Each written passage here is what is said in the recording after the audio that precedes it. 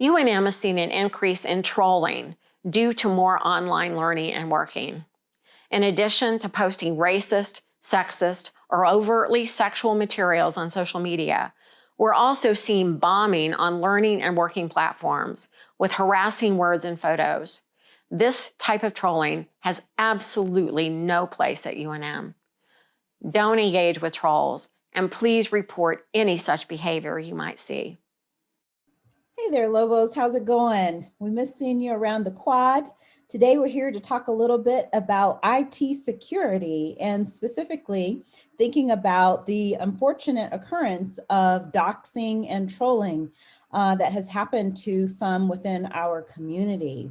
And so doxing is basically when your email address and home or cell number or home address are put out on the internet and used to bully folks. And trolling is very similar when individuals are trying to participate in an online format and again, get some negative comments aimed at them. So we want to protect our community from these occurrences to the extent that we can. And so we're really appreciative of our partners at IT Security as well as OEO, who have helped us to create a set of protocols in order to protect our community. So please pay attention to those that will be presented to you shortly. And we ask you to just stay safe, and we hope to see you soon. Take care. Hi, my name is Frankie Flores, Director of the UNM LGBTQ Resource Center. My pronouns are they. And I wanted to talk to you today about doxing in the LGBTQ community and some Zoom etiquette to show that you are a good LGBTQ ally and advocate. Doxing for LGBTQ folks often comes in the form of outing. Outing somebody is disclosing somebody's sexual orientation or gender identity without their permission. Outing folks can lead to higher rates of substance abuse, mental health issues, suicidal ideation, and suicidal completion. For transgender individuals, doxing often comes in the form of dead naming and sharing photos of individuals prior to their transition. Dead naming an individual is when you share somebody's name they used prior to their transition without their consent. We know that trans women of color in particular face extreme rates of violence. Doxing an LGBTQ individual is an act of violence. A good way to show that you are an LGBTQ ally and advocate is by putting your pronouns in your Zoom information. You can do that by hitting the 3 ellipses on the upper left-hand corner and typing in your pronouns there. That is a quick and easy way to show that you care about LGBTQ individuals and you know how important pronouns are. I hope this helped, and thank you so much. Good morning, everybody.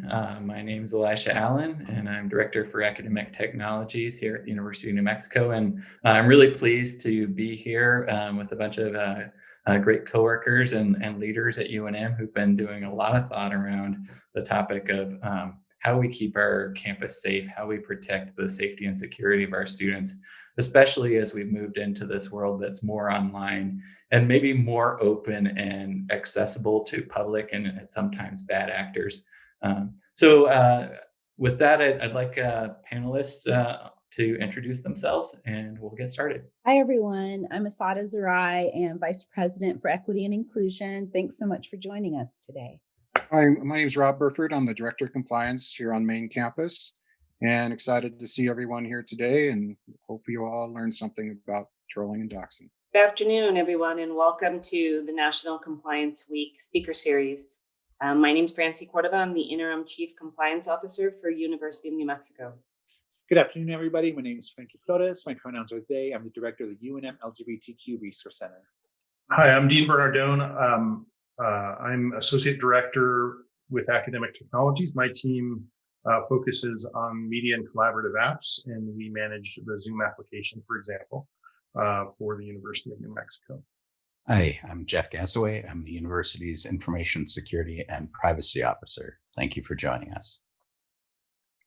So with that, thanks everyone for joining in this panel, and thanks to everybody tuning in remotely. I thought we'd get started a little bit with just what are we talking about when we hear of Zoom bombing, trolling, and doxing? And I'll open that to the panel. So nationally, unfair attacks on scholars and students have increased often in social media, on message boards, and through other online forums. These so-called trolling attacks can be professionally disruptive and personally difficult. So it's really important that our community is aware of them and that our leadership are the first point of contact in mobilizing resources to support and assist faculty, students, and staff who are targeted by one of these attacks. These incidents often escalate quickly and they can be very intense, even if they're brief.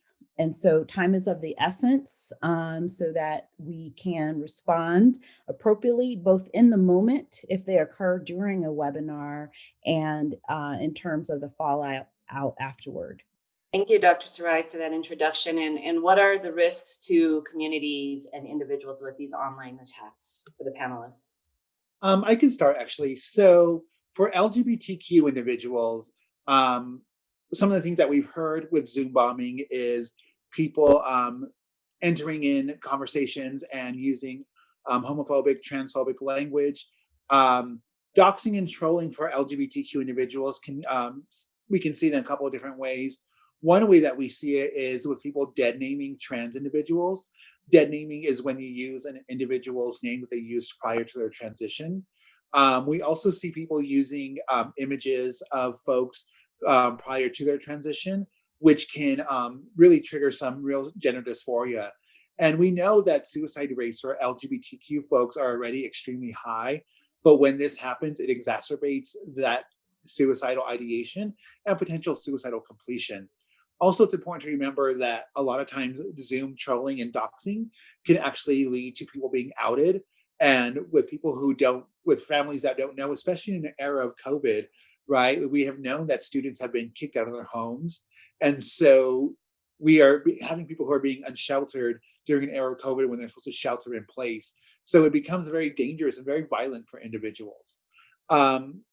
We also know that some folks have had to go back into the closet during an era of COVID and have, especially students who have had to go back home. And so by being outed, it becomes this huge other issue that they're dealing with.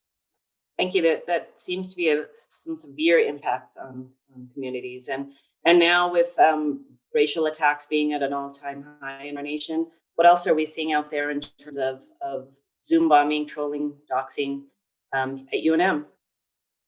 So unfortunately, our students, staff, and faculty, all three groups, have experienced participating in webinars as featured speakers and receiving very nasty messages during those presentations with racially charged language or sexually charged and violent language.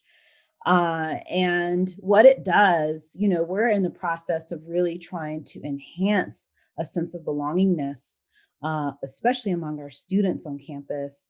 And when they are subject to these kinds of attacks, that definitely goes against, everything that we stand for. It impacts the confidence of especially our young students who are often speaking in these formats. And and as Frankie pointed out, it's dangerous, especially in terms of the whole phenomenon of doxing, which is putting people's personal information out there so that they can receive more personalized harassment, either to their cell phone or to their email or other ways. And so it's really important that we step in and do what we can to protect our community. I know nationally there's been incidents of Zoom bombing and similar. Sometimes it's politically motivated. Sometimes, as you said, it's racially or gender motivated or sexual orientation. I think sometimes people would say, well, this is just a prank. And I'm wondering if someone could talk a little bit about how those pranks really are hurtful and in many cases are also illegal and how we deal with that kind of a thing. So definitely it's a way of carrying out a hate crime. And so unfortunately we had one of our faculty members threatened with lynching, which, is a hate crime. And so, yes, it's definitely illegal.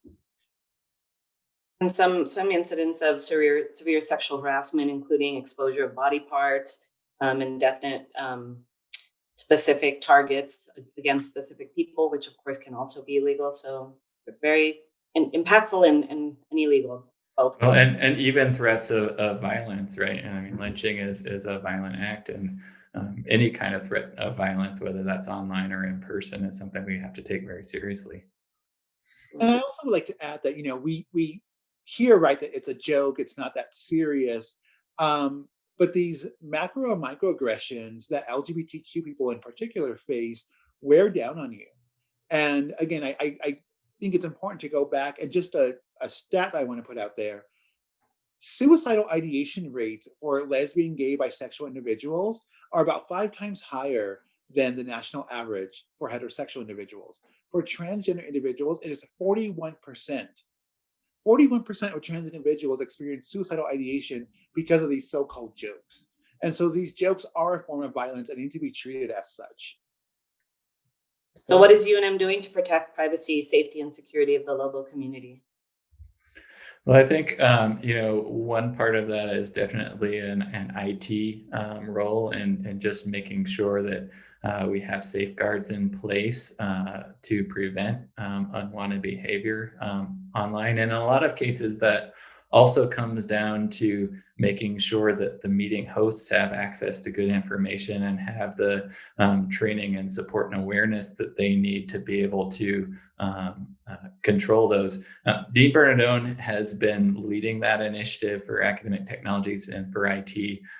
Just an unimaginable crush of people moving things online in wake of the COVID-19 pandemic. Historically, my team supported tools that were integrated with the learning management system that had sort of a baked in compliance, right? So the access was limited to specific people who were enrolled in a course in a period of time when we don't have the ability to physically meet, and the need to synchronously communicate in a variety of contexts is the only way we can maintain some connection with our peers and with people who share an interest, or the only way that we can share information with each other and have the kind of dialogue that is necessary in an academic community. It's not possible for us to take a tool like Zoom and limit it in a way that makes it less useful for these kinds of dialogues. However, end users need to be aware and avail themselves of the safeguards that can exist and do exist within Zoom. For example, using passcodes in waiting rooms, not creating a public link to a very open meeting. That's hitting us at a time when we really want to maintain some sort of community. We spent a lot of time, coming up with, the best practices and the sort of ways of configuring a meeting so that they are open enough to create the kind of dialogue necessary for us to maintain, a community under adverse conditions, but not so open and that people's mental health and safety are challenged. So I think it really becomes incumbent upon meeting hosts. So part of the trainings that we provide aren't really even of a technical nature, right? It's just how do you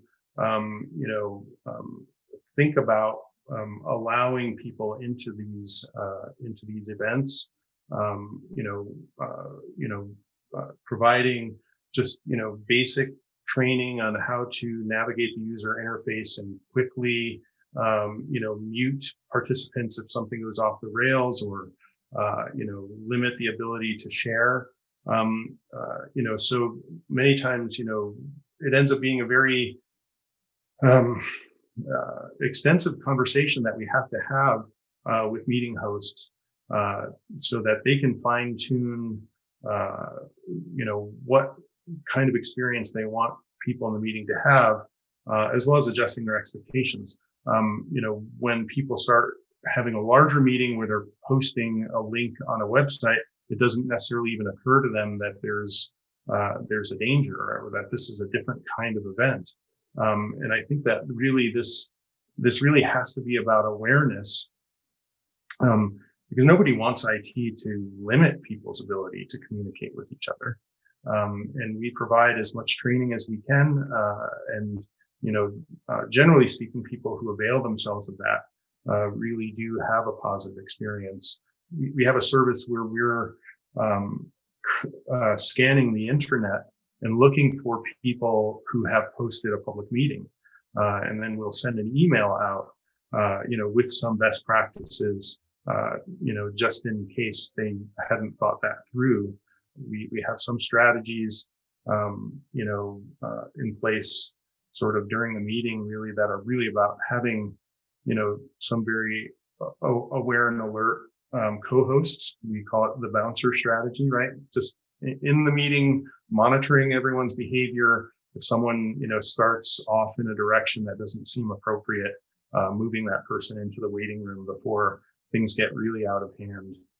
Thanks, Dean. One of the things that we did early on was put together a bunch of information on the Academic Technologies website about student privacy and recordings and ways to do Zoom for class. What we've seen much greater usage of than previously in the last couple of months is as events continue to be delayed with COVID-19. The spring conference that got delayed until the fall, now they're going ahead and realizing, well, this is going to have to be a virtual event versus the in-person one that we hoped for. And so with that in mind, there's been a big increase in more of the public events that Dean's talking about. And we are launching a new website, webmeetings.unm.edu, that will have a bunch of the documentation and training support resources that Dean has been mentioning there. So that will be live at the time this video is published, and there'll be a lot of good information there. If you are planning a large public event, do reach out to the media team by emailing media@unm.edu, because we want to give some proactive support and assistance with those, so that we don't end up in situations where we're then having to protect a scholar after the fact, or try and recover from something that was very harmful or negative. And what is the role of IT security in protecting privacy and safety for the community? I think this is probably a good time to point out some of the things that Dean and Elisha are talking to. And Francie, what you have mentioned, these things are connected, and in this way, the more we learn about the configurations and changes that we can make to the technology, we can move things from responding and reacting to preventing. And so the intent of these resources, and our vendors are being pretty responsive with us too. Dean mentioned the scanning for open Zoom meetings. To the degree that we can move things into prevention as much as possible, that's ideal. But we can't prevent everything. And so what we want to make sure we're doing is also putting resources in place so that the folks inside of the university, whether you're running a meeting or running the infrastructure that the meetings run off of, that everybody knows what to do so that we can take appropriate, whether it's legal action, law enforcement, investigation, all those things inside of the university, so that if we can't prevent it, at least we can respond in an appropriate way.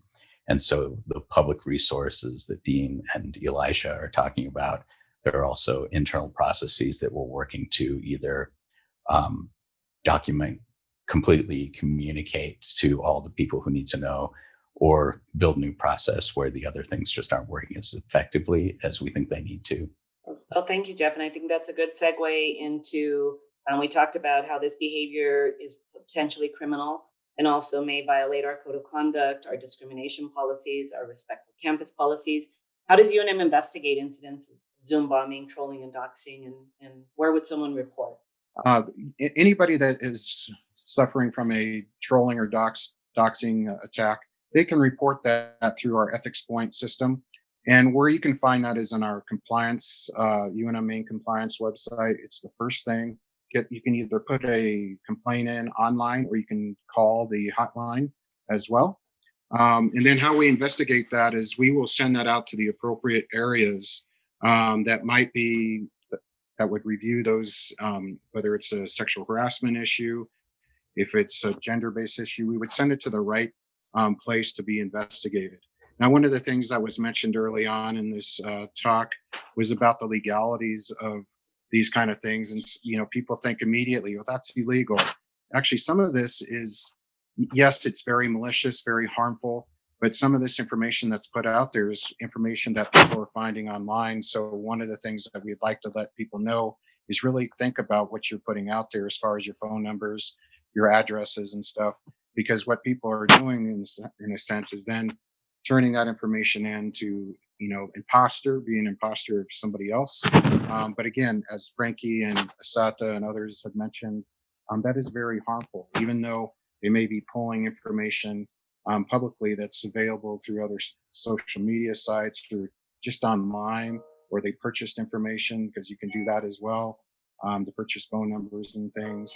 If you're suffering from any of this, if you've been exposed to this, again, you can report that to our ethics point hotline. And then we, again, like I said earlier, is we can make sure that gets sent to the right investigative units here on campus, whether that's HR, OEO, or another office on campus. And I think Asada mentioned earlier that time is of the essence, and I think that's really crucial. So having received a few of the reports of trolling and Zoom bombing, oftentimes we have to hold email or try to find out where emails are coming from. And that's sometimes been sent to the FBI, to UNMPD. So I think it is important to immediately report something that occurs. So whatever source on campus can start working with IT security to see if there is a way to trace back where this is coming from, and try to correct any, if somebody's address is out there, try to minimize privacy concerns, those sorts of things. So, Rob, I'm curious, you mentioned that not all of this is illegal. I think in most cases, these incidents aren't coming from UNM community members. That's my sense of the worst instances that we've seen. But I'm wondering if you could just talk a little bit about how code of conduct and that sort of thing applies to online meeting participants and activities.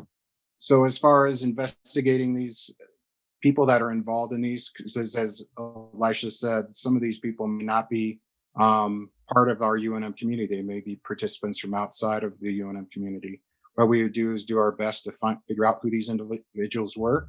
And we would go through people like Jeff Gassaway to see if he can find out or his team can find out. And then we can do things as, through educating our UNM community about making sure we're hosting properly, doing this so we can alleviate any of those potential possibilities of these things from occurring in the future. And as far as the student code of conduct, I mean, if there's students that are involved that we find out, those things would be handled through the Dean of Students office. Staff members, again, depending on where the issue may fall, it could be in HR, it could be through OEO. The same goes with faculty. If there's faculty involved in this, they would go through either their HR system or through OEO. And again, visitors may most likely be handled either through OEO or through the Dean of Students office. I think, as Elijah mentioned, oftentimes we are unable to find out where these came from. How do we support survivors, victims on campus who have been exposed to doxing, trolling, Zoom bombing after something like this has happened? So we've actually just put together a protocol for what happens after, these attacks occur. And we're creating 2 sets of brochures, one for supervisors, because it's really important, especially if it's a very public attack, for the department chair or other supervisor to express immediately their support for that scholar and their work. Because often our folks in our community are being attacked due to the subject matter or the perspective from which they are producing their scholarship. And so that's really important. But then we also have some really, kind of common sense steps to follow to protect the individual. So the first question is, are they in physical danger? And if so, call 911. And, connecting with IT security so that we can try to investigate what has happened. Talking to leadership within that person's department or other unit so that we can make sure they have the protection that they need. If their information needs to come down temporarily from the university website or, office numbers or other information like that, blocked out for a period, those kinds of next steps. I imagine all of the resource centers on campus, everything from CARS to student health and counseling or any of the ethnic centers may be really helpful in supporting victims. Yeah, we have a host of advocacy centers and campus and resources. So I think that's a great point. The Women's Resource Center, the LGBT Resource Center, CARS. And we know that people who have experienced this on campus have utilized all these services when something like this happens, because it is so frightening not knowing where this might be coming from. Yeah, and it's important to note that, as Francie mentioned, the LGBTQ Resource Center, Women's Resource Center, and Global Respect, we are confidential advocates. And so if you do experience any of this stuff, you can talk to us and we don't have to necessarily report it. And sometimes folks, especially within the LGBTQ community, may not want to report it because it may be a further outing if there is any legal recourse. So it's important to remember that we have those confidential advocates. I think that moves us through most of the questions that we had intended to talk about today on the webinar. From an IT perspective, I would just like to offer my sincere gratitude to all of you to be involved in this very important issue. It's really not a technology issue. It's about our campus climate and the safety of all of our students, staff, and faculty on campus. And so having, I think, this level of attention on this issue says a lot about how much UNM cares. And I know we had President Stokes gave an introduction to this segment, and having that high level support from executive leadership and from Vice President Zerai, I think is really meaningful. And so thank you all. And I'll open it up now to any last thoughts from our panelists. One thing that I'll mention that we didn't get a chance to talk about is it's really helpful at the beginning of your Zoom meetings or webinars to just review Zoom etiquette with folks. Again, it sounds very common sense, but like Dean mentioned, we're on Zoom all day and sometimes we forget, especially in a larger format, what that etiquette should look like. And so yeah, just to take a couple of minutes to do that is really worth it and could, be that ounce of prevention that we need. And kind of jumping off of what Dr. Zerai mentioned, when you first get on a Zoom meeting, including your pronouns in your name. It's a quick and simple fix, but it also, if a whole collective is doing it right, it's harder to sometimes push against that. So if we're all doing it, then it shows that we are an inclusive and equitable space.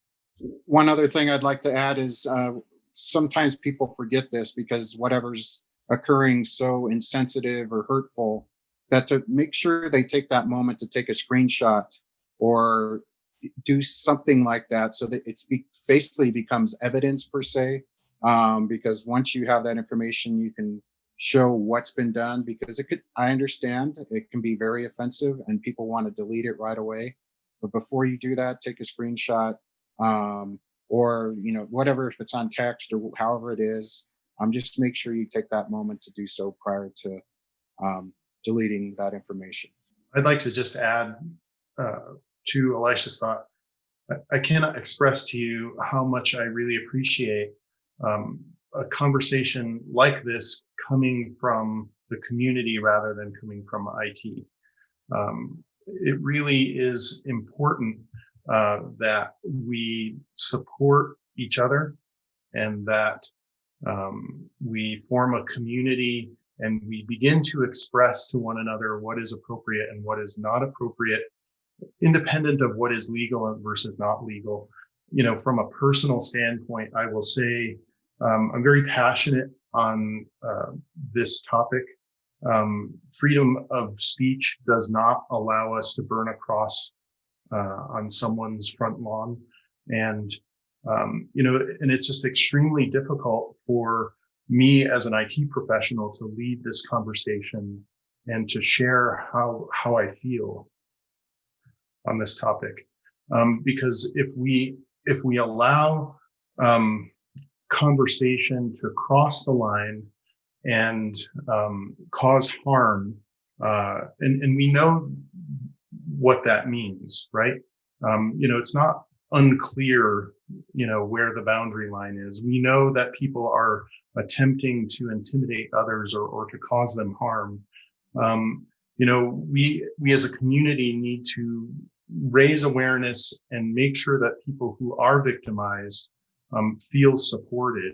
And that has to come from a broad community rather than, you know, some sort of, you know, central mandate or decree.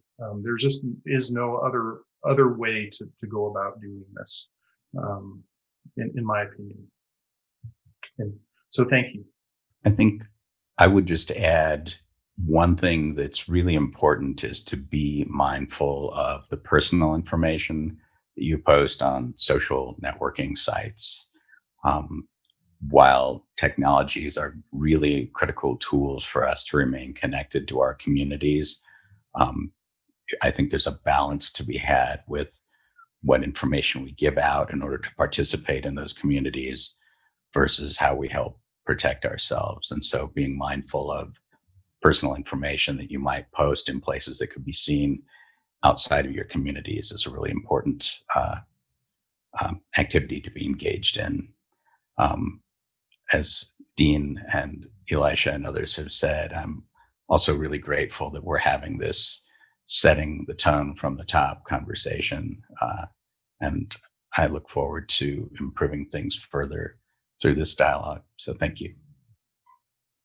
Thank you all. And in this week of ethics and compliance, I do like the thought of not focusing on what's illegal or even what's compliant, but really focusing on our mission as a university to be inclusive and to have a place where people feel safe to work and learn. So I appreciate all your comments and thank you.